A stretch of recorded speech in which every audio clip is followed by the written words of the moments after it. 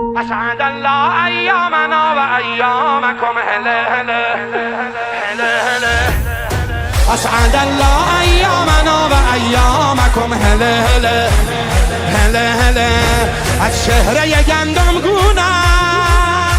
گندم برکت پیدا کرد، از بچه عظیم و شنم عالم عظمت پیدا کرد. خورشید فقط ثابت بود، آنقدر به گردش چرخید، آنجا حرکت پیدا کرد.